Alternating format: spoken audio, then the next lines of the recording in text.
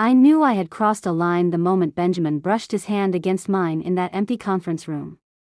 It wasn't intentional, at least that's what I told myself, but the way he looked at me, his eyes lingering just a moment too long, felt like an unspoken confession. I should have walked away, pretended it didn't happen. Instead, I asked him to sit down. "Let's go over the final details of the waterfront project," I said, my voice steady even as my heart raced. Benjamin pulled out his tablet, his focus sharp, but I could feel the energy between us shifting. It wasn't the first time. Ever since he joined my team, we had worked late into the night sketching out grand designs for the city's future. At first, it was an admiration for my work, my appreciation for his fresh ideas, but somewhere along the way, admiration turned into something else, something new, neither of us dared to name that evening. I stayed behind after everyone left the office. The mayor had a dinner meeting, and I told him I'd be working late. It wasn't a lie, not entirely. I did have deadlines, but I also knew Benjamin was still in his corner of the building, wrapping up his designs. I heard his footsteps before I saw him. "Mrs. Vera," he called out, his deep voice echoing in the quiet hallway. "You're still here." "I could ask you the same," I replied, turning to face him. He was holding a rolled-up blueprint, his shirt sleeves folded neatly to his elbows. He looked tired but determined. "I just wanted to show you something before tomorrow's presentation," he said, walking closer. "I made a few adjustments to the bridge layout." I nodded, gesturing for him to join me. We unrolled the blueprint on the table, our heads bent together as we studied the plans. The air felt thick, charged with an electricity I couldn't ignore. "It's perfect," I said softly, glancing up at him. He was already looking at me. "Not as perfect as you," he whispered so quietly I almost didn't hear it. My breath caught, and for a moment, we just stood there, the world outside forgotten. "Benjamin," I said, my voice barely audible, almost a plea, but I didn't step back. I didn't break the tension. It hung there between us, unspoken but undeniable.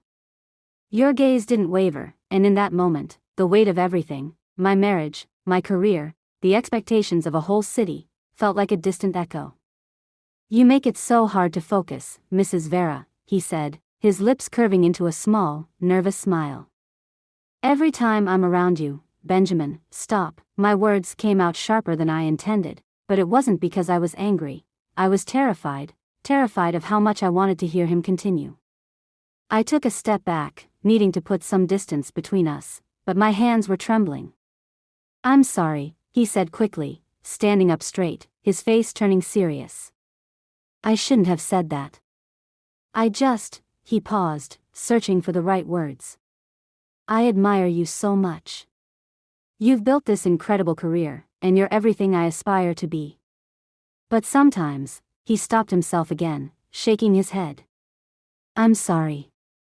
My heart was pounding, and my throat felt dry.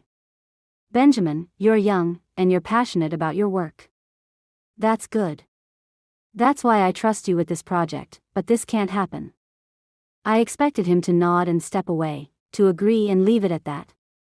But instead, he took a deep breath and said, "Why not? Why can't it?" "Because it's wrong," I replied quickly. "Because I'm married. Because you're," I hesitated, struggling to finish the sentence. "You're my stepson." He let out a soft laugh, one that sounded more bitter than amused. "You say that like we've ever had a real mother-son relationship. You're not my mother, Miss Vera. You're my boss, my mentor, and more than that," his voice softened as he looked at me, "you're the first person who's ever believed in me." The room felt smaller, the air heavier. I knew I should walk away, but I couldn't. His words stayed with me, weaving their way into the cracks of my resolve. The truth was, Benjamin had always seen me, really seen me, in a way that no one else had, not even my husband. "Benjamin, please," I said, but this time my voice wasn't firm. It was soft, almost pleading, not because I wanted him to stop, but because I was pleading with myself, trying to hold on to the last shreds of control. "I'm not trying to hurt you," he said, stepping closer. I just I need you to know how I feel, even if you don't feel the same way. I need you to know. His hand brushed mine again, and this time I didn't pull away. My heart felt like it might burst out of my chest as he leaned in, his face so close I could feel the warmth of his breath. For a moment, time stood still, and all the reasons why this was wrong faded into the background.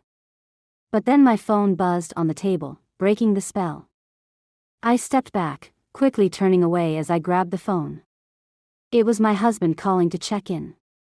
I stared at the screen, my thumb hovering over the answer button. I should go, Benjamin said quietly, his voice filled with a mixture of regret and longing. He turned and walked out of the room without another word, leaving me standing there, my head spinning and my heart aching as I watched him leave. I knew this was far from over. Whatever had been set in motion tonight wasn't something that could be undone with a simple goodbye. The next few days were a blur. I buried myself in work, avoiding Benjamin at every opportunity. When we were in meetings, I kept my tone professional, my eyes fixed on the blueprints or the slides, but every time I caught a glimpse of him, his focused expression, the way his fingers moved as he sketched, it sent a jolt through me, a reminder of the moment I couldn't forget. Then came the gala, an event my husband had been planning for weeks. It was meant to celebrate the success of the waterfront project, and as the lead event planner, I was expected to be by his side. Benjamin was there too, of course, standing with his fellow architects, dressed sharply in a tailored suit. He looked every bit the ambitious young man I had admired from the start, but when our eyes met across the room, I felt that familiar spark again. I tried to ignore it. I smiled, mingled with donors, and stayed close to my husband, who was basking in the praise of the city's elites. But as the night wore on, I found myself drifting, my thoughts consumed by Benjamin. Toward the end of the evening, I stepped outside for some fresh air. The cool breeze was a welcome relief from the stuffy ballroom. I leaned against the railing, staring out at the skyline when I heard his voice behind me. "You looked like you needed some air," Benjamin said softly. I didn't turn around. "You shouldn't be here."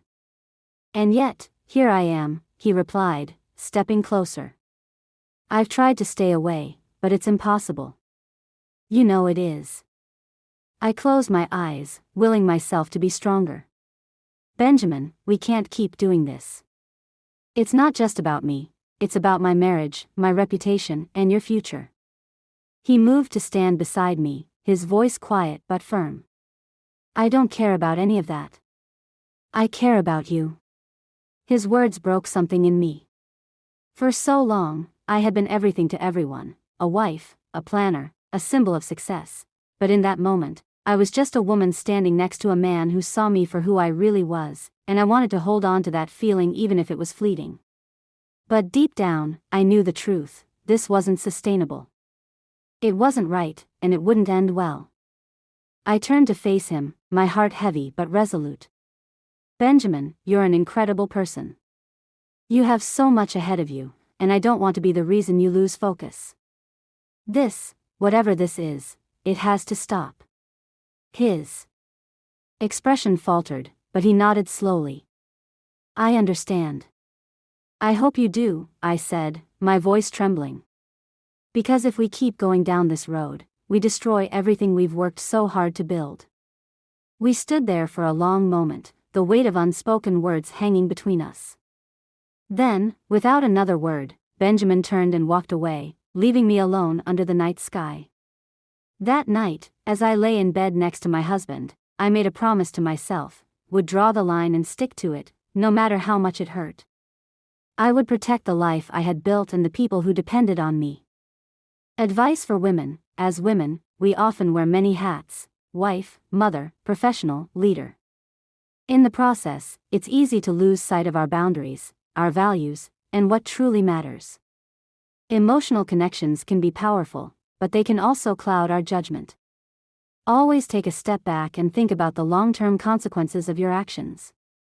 Protect your integrity, cherish your commitments, and remember that the choices you make today will shape your future.